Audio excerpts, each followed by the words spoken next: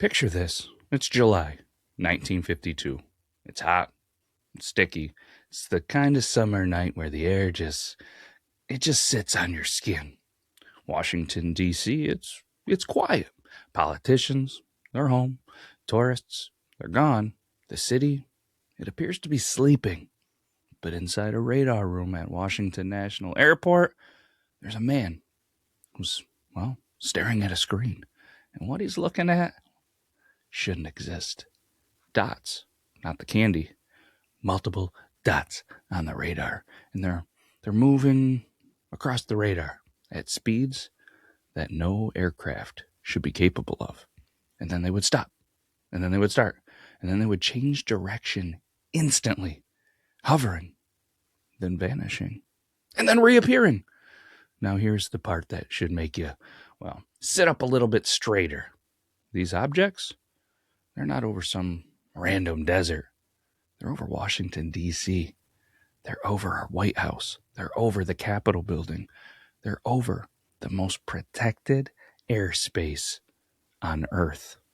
And within hours, the United States Air Force is scrambling fighter jets to chase something that they can't explain. So tonight, right now, we're not going to talk about blurry photos and Bigfoot. We're not talking about conspiracy forums and Reddit conversations. We're talking about a documented event. Radar confirmed, pilot witnessed, government acknowledged, and then explained away, or at least they tried to. This is the story of the night Washington, D.C. was invaded, or the night something exposed just how little control we actually have. What's up, everybody? Welcome back to another episode of the TTT Podcast. The voice you're hearing, it's me, it's Matt, it's Beardlaws, and joining me as always is my co-host, Luther Grimwood. The dynamic duo back at it again. Mac and Luther Grimwood. Sounds like a buddy cop show, but with more beard oil and wild theories. So what's on the agenda today? Are we uncovering conspiracies or just giving questionable life advice? Hold up, before we get into that, did you just call me Mac? Are we Mac and Luther now, like mac and cheese, or am I Beardlaws? Because let me tell you, if you're going to start with the shenanigans already, St. Paddy's Day was, last week, or the week after. Sometime. It ain't today. No shenanigans. All right. No shenanigans, at least not the green beer kind. You are, without a doubt, Beardlaws. I'll save the cheese comparisons for another time. So, Beardlaws, let's get down to business. What's our top topic today, partner in crime? All right. Well, since we're partners in crime and we're back at it like a crack addict, today we are talking about the night that Washington, D.C. was invaded, or maybe it was the night that something exposed how little control we actually have. Oh, I love it. When D.C. gets invaded, whether by history or by the sheer chaos of life, it's always a wild ride. So are we talking a literal invasion, or are we about to expose the invisible puppet strings behind everything? Either way, I've got popcorn. I don't know, you might be thinking about that popcorn venture. I love popcorn, and this wasn't planned by any means, but yesterday I want to give a little bit of a shout out, if that's cool with you, Luther. I went over to Potsdam, New York. Kids had basketball, doing a little coaching, doing a little playing. I went out to a great meal at my favorite spot, potentially around, definitely in Potsdam, Ebenshurst. But then after, I was like, come on, kids, instead of getting some dessert here, we've had the dessert the last couple of weeks. It's the same great stuff, but I said, I'm digging some popcorn. So we headed down Main Street. Down on Main Street, like my song. And we went over to Greedy Goblin Popcorn, and my goodness, did they get some good stuff. We tried a whole bunch of stuff. I tried some popcorn that tasted like pizza. I tried some popcorn that tasted like chicken parm. But we ended up going with what was called, I think, Bunny Munch in the Goblin Grub or something like that. I'm telling you what, if you happen to be in a Potsdam area, hit up Greedy Goblin. And they don't even know I'm saying this. They're a new business, a small business. And if you love popcorn, let me tell you, it's some good stuff. You heard it here, folks. Beardlaws just gave you the inside scoop on popcorn wizardry in Potsdam. When your pizza tastes like popcorn or your popcorn tastes like chicken parm, you know it's magic. So, Luther, if we survive the DC invasion story, I think our next mission is a Beard Laws popcorn collab. Just say it. Oh, we should hit them up.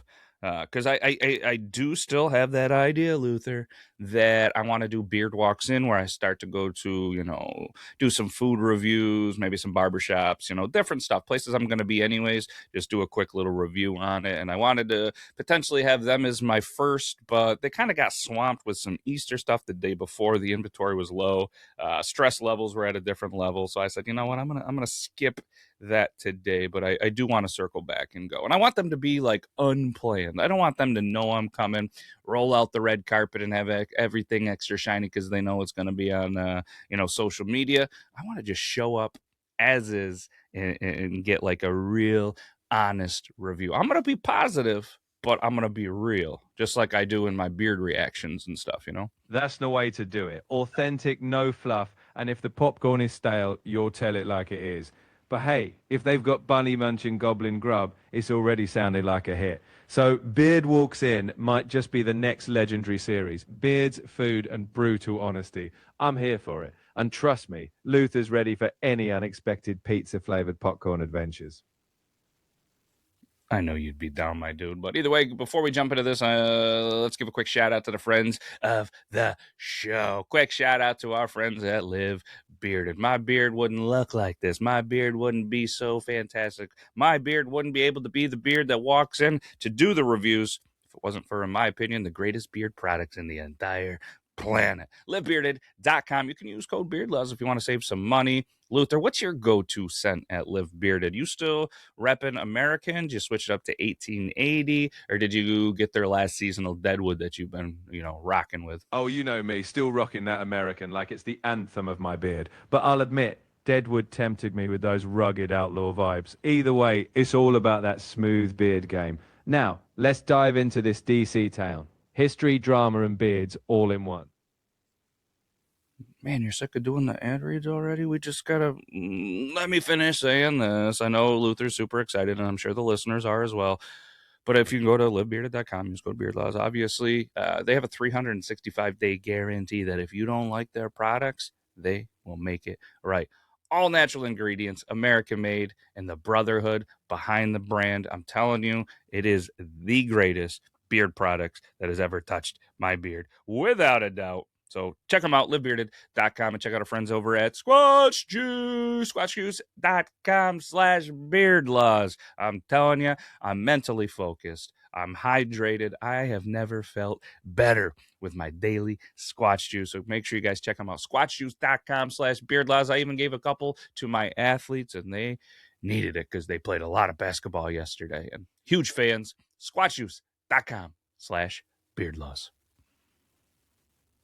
Well, folks, you heard it from the beard master himself. Fuel your beard, fuel your body, and apparently fuel your athletes. Now that we're well hydrated, well groomed, and well fed, I say we're officially ready to tackle that DC tale. Let's dive into that invasion, my friend. All right, brother. Let's go ahead and set the stage. July 19th, 1952, Washington National Airport. Air traffic controller Edward Nugent, probably cousin to Ted Nugent, he's on duty. It's a routine night, nothing unusual, until he sees it. There was a blip on the radar, then another, then another. 7 objects appearing out of nowhere. Ah, classic Ted Nugent's long-lost cousin, clearly. But this is the kind of routine night that turns into either a historical mystery or the world's most epic prank. 7 unidentified objects? Let me guess. Air traffic control went from ho-hum to holy smokes in about 2 seconds flat. I couldn't imagine being old Nugent sitting there, normal night, just, clocked in, ready to do just what you do every night. And then you start to see this. And I don't know. I couldn't imagine that. That heart's got to be racing and the brain's got to be racing. And you're probably grabbing protocol books and being like, what do I do? What do I do? This has never happened. Oh, my God. Like, what do you do when you have an event that has never happened before? Or probably, I would have to imagine, not planned for. Oh, absolutely. You know that man's heart was drumming a solo. I bet he was flipping through that protocol book like, where's the chapter on UFO conga lines? But hey, you're right. When you're faced with the unplanned, you either panic, call for backup, or pretend you totally knew this was coming all along. Just like a seasoned podcaster, right? I guess. What do you think? What do you think his move was out of your options? I'm betting Nugent went for the backup option because when you've got 7 mystery blicks, you don't just wing it. I imagine he was on the phone like, hey, I'm either about to make history or I'm losing my marbles. Either way, someone else needs to see this. Because let's face it, when aliens or weather balloons show up, you want backup for the story. That is true. And let's be honest with something right now, Luther. Radar in 1952, it isn't perfect. Glitches, they happen, but this wasn't random noise. These were objects that were moving in formation. They were traveling at extreme speeds that no aircraft at the time, or maybe even now, were moving at. They were making sharp turns that 100% no aircraft that we're supposed to be in that airspace could survive. Oh, no doubt. 1952 radar was probably like, hey, I'm doing my best here. But formation flying blitz, pulling G-force defying turns, that's when you know Nugent had a moment of, we've left the normal chat. Whether it was aliens or just the universe flexing, it's the kind of night that makes you rethink your whole career path. Maybe open a popcorn shop instead. In 1952, what were the top like 5 fastest aircrafts? Just to give a little bit of context to how wild this really is. Oh, back in 52, we're talking the likes of early jets like the F-86 Sabre, topping out around 680 miles per hour. The British had the Meteor, a bit slower. We're nowhere near the speeds of UFO legends. So if something was zipping around at insane speeds and sharp angles, yeah, Nugent was seeing something no Sabre could match. It's like comparing a go-kart to a rocket ship. Wow, that's a good comparison. So about 600 miles an hour was the F-86 Sabre. To put that in perspective for today's fighter jets, how fast do today's fighter jets go? Oh, today's jets are leaving those old birds in the gust. Modern fighters like an F-22 Raptor, they cruise past Mach 2, which is about 1,500 miles per hour. And if you want a real show-off, the SR-71 Blackbird, yeah, that could hit over 2,000 miles per hour. So those 52 radar blips, they were playing a game of catch me if you can before we even had jets that could dream of it. Yeah, and I mean, there's still even reports that modern day fighter jets right now can't keep up with the technology of whatever these objects are. Exactly. Even today, you got pilots saying, yeah, we saw something and we basically got left in the dust. When seasoned pilots are like, nope, that thing defies what we know, you know Nugent back in 52 was onto some next level stuff. It's either future tech or the universe just loves playing pranks. Either way, we're still chasing those mysteries. We sure are. Well, like not me and you because I don't have my pilot license, but I mean these objects, they're going on extreme speeds, they're making sharp turns, then they just stop hovering. They're just hovering. They just on the radar. They're not moving. They're just there. Then they accelerate again. So Nugent does what any professional would do. He calls it in. What do you think he calls it in to? Oh, no doubt he's called in the big guns. Air traffic bosses, maybe the military. He's probably like, hey, I've got disco ball UFOs playing freeze tag out here. You know when stuff just stops mid-air and then takes off again? You don't keep that to yourself. So cue the calls to the Pentagon or whoever's on the weird stuff hotline.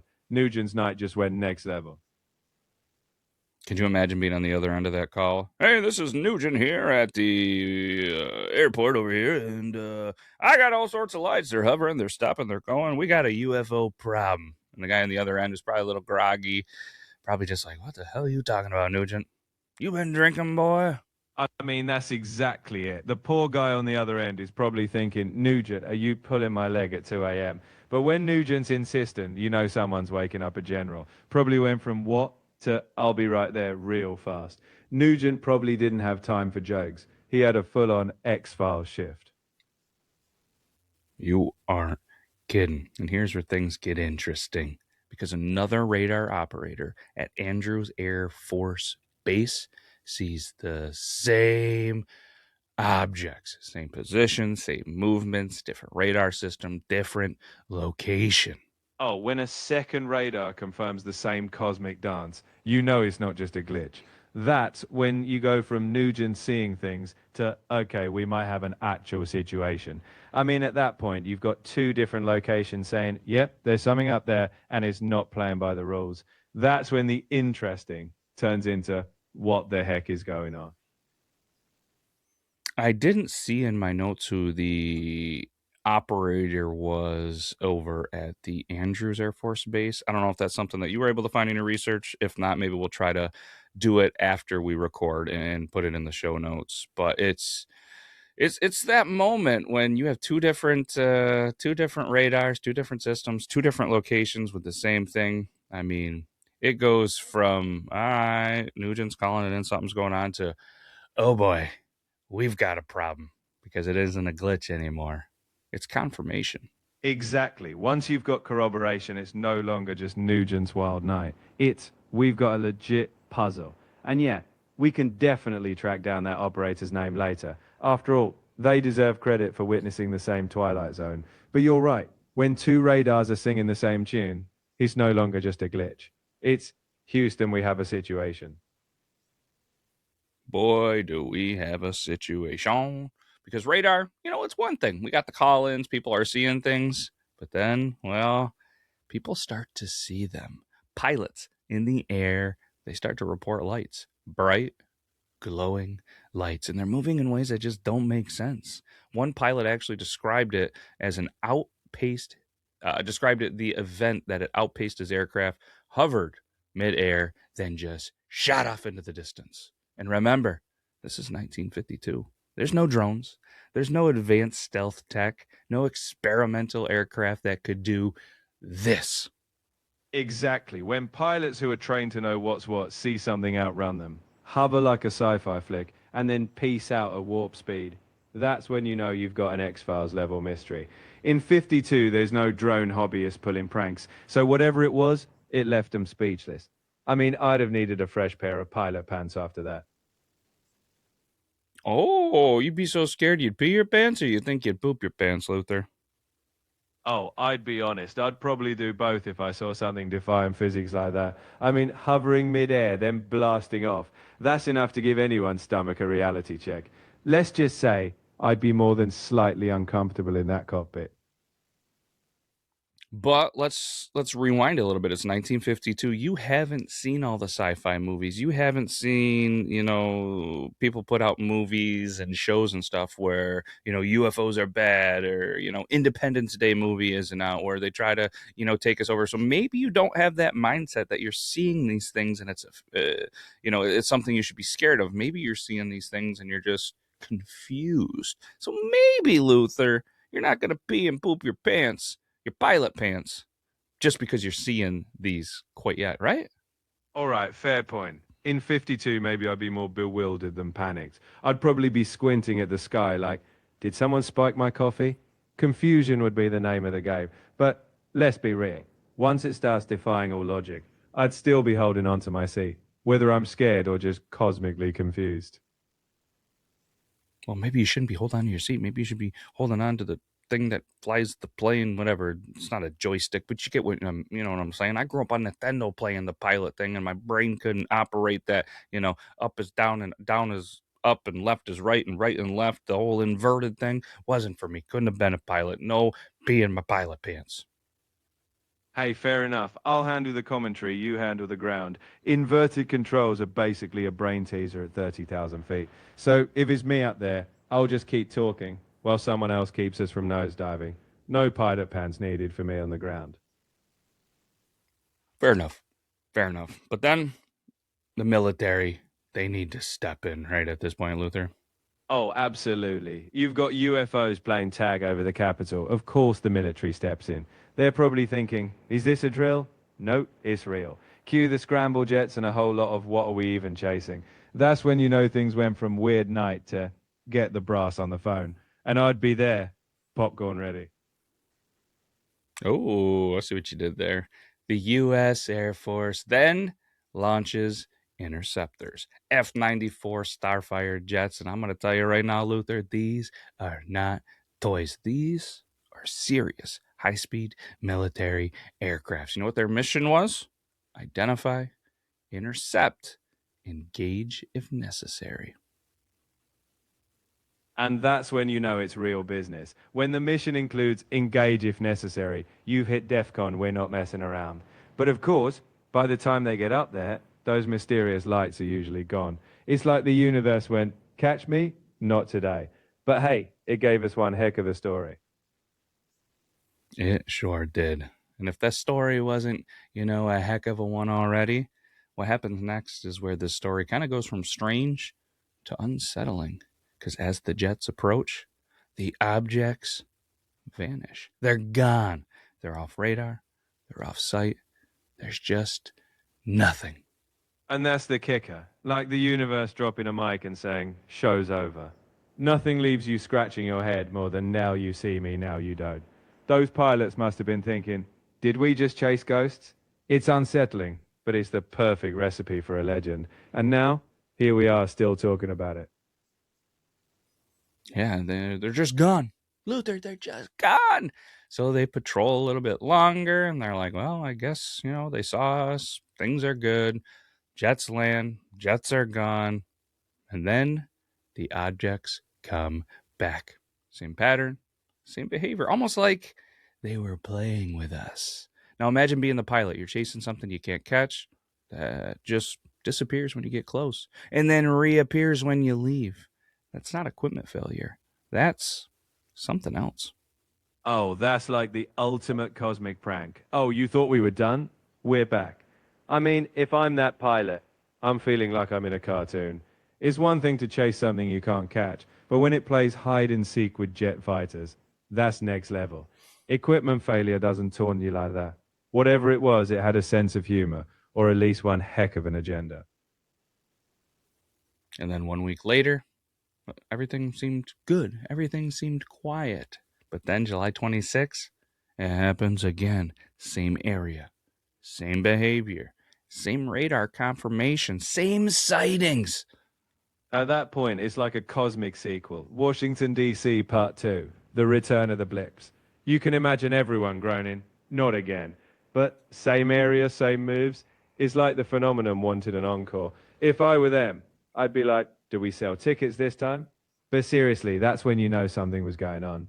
2 acts in a row, and the mystery only deepened. Yeah, this is where the tension really builds because now it's not a one off, it's a pattern. And patterns, I feel like they demand answers, right? Absolutely. Once it's a pattern, people want explanations. Is it secret tech? Is it something out of this world? Nobody likes a mystery that repeats itself. So you bet, after round 2, everyone from the public to the top brass is thinking, all right, what on earth, or not on earth, just happened? I mean, without knowing, pretending like you don't know the answer, because obviously we research things and we have our opinions. If you were just a normal listener, what are you thinking at this point right now that is going on? Are you just straight sold like, hey, yeah, it's UFOs? Honestly, if I'm just hearing this fresh, I'm thinking, well, something's up. Whether it's UFOs, top secret tech, or just the universe messing with us, I'd be glued. I'd be curious, maybe skeptical, but definitely intrigued.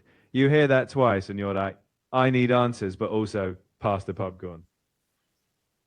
Yeah, because I have to imagine, too, going back in 1952, the public is freaking out. I mean, we don't have, the social medias and the cell phones with cameras. And I mean, at this point, I'm not even sure that I'm fairly confident that the average person couldn't record a video. I'm not sure that the average person of 52 would even have the ability to take pictures. So, I mean, at this point, you're really just kind of leaning on newspaper headlines that are probably screaming like flying saucers and, black and white granular photos. And just, again, the public's got to be freaking out, which makes the pressure pretty high for the old government.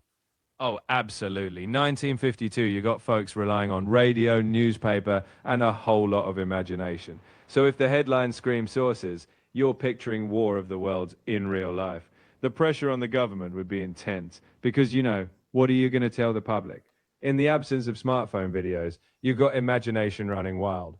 And that's a recipe for public panic or a really good campfire story. Yeah. So you're probably thinking, hey, what does the government do? Well, they hold a press conference, the largest UFO related press conference in U.S. history, led by Major General John Samford. You know what his explanation was, Luther? It was temperature inversion. Ah, the good old temperature inversion card. The 1950s way of saying, trust us, is totally atmospheric. I mean, sure, temperature inversions can mess with radar, but after all that, pilots' visual sightings, you got to admit it felt like a move along nothing to see here moment. The public probably thought, inversion? Sure, and I'm the king of Mars. And for anybody that's wondering what the heck is inversion, it's basically layers of hot and cold air that are bending radar signals, that are creating false reading. I mean, right? Yeah, it just sounds scientific, sounds reasonable until you remember one thing: pilots saw them with their eyes.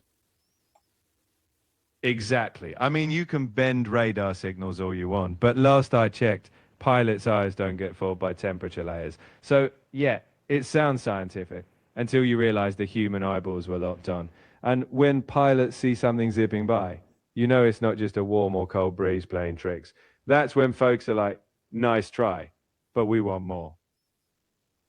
Yeah, I mean, let's break this down a little bit, Luther. If it was just radar distortion, why were there visual sightings? Why did trained pilots report objects? Why did the objects react to intercept attempts? Why scrambled jets at all if it's just, you know, and a little bit of a reversion, if it's just a little bit of a, weather, if it's atmospheric? Exactly. You don't launch jets for a breezy weather pattern. When pilots are literally chasing lights and those lights respond, you know it's not just a glitch. It's like trying to explain away a magic trick, except the magician flew away. So, yeah, the public's like, we're going to need more than temperature to explain this one. And honestly, I'd be right there with them. Yeah. And here's the kicker. Even some radar experts at the time, they weren't fully convinced. They weren't buying it. So, what are we left with, Luther? I mean, technically, I guess there's three main possibilities. It was a natural phenomenon, misunderstood. It was secret military tech, or it was something that we just don't understand. And that's the beauty of it. We're left dangling in mystery. Natural phenomenon, top secret tech, or the great unknown. It's like a choose your own adventure, except nobody's turned the final page. And honestly, that's what makes it fun. Whether it's science, secrets, or something else, it keeps us looking up and keeps the popcorn industry booming. Yeah, and here's the part that sticks with you. Maybe like some sticky popcorn. This didn't happen in the middle of anywhere. This happened over Washington, D.C., the most protected airspace, potentially, in the world. So ask yourself, if something like this can enter the most protected airspace and we can't explain it, what else have we seen that we've just been told or explained away? Exactly. It hits you right in the what else don't we know spot. If something can waltz into DC airspace and leave us shrugging, what other mysteries have been neatly wrapped up? It's the kind of thing that keeps you wondering. So whether it was little green men, some sneaky tech, or just a weird weather night, it leaves us with that nagging thought. What's up there that we've yet to truly figure out? Makes you want to keep looking up, huh? Or maybe the better question, Luther, is what haven't they told us yet? Hmm? Ah, the eternal question. What's still tucked away in that classified drawer? You know there's always more than meets the eye. But hey, that's what keeps it interesting, right? A little mystery never hurt. As long as it doesn't hover over my house. We'll just keep asking the fun questions. And maybe someday we'll get answers. Or at least some more popcorn. Maybe. Well, either way, if you enjoyed this episode, if you like digging into stories that make you question things just a little bit more, make sure you hit that subscribe button. Give this video a little thumbs up. All right. Or, if you're listening to the audio only, please give us a rating. All of that little bit of stuff really does help the channel. So, Let's be honest, we do have a lot more where this came from. And trust me, some of them, they get even stranger than this one. Oh, you know it. We've only scratched the surface. So if you're into those head-scratching, eyebrow-raising tales, stick around. Because trust me, it only gets weirder from here. Until next time, keep your eyes on the skies. And maybe a good snack on standby. Yeah, exactly what he said. Eyes on the skies and a good snack for the guys. Yeah, let's hit him with a rhyme. All right. All kidding aside, can't thank you enough for taking some time out of your busy day. And it turns out I got a busy day ahead of me as well. So I'm going to get out of here. Luther, thank you, brother. And we'll be back next week. Take care, everybody.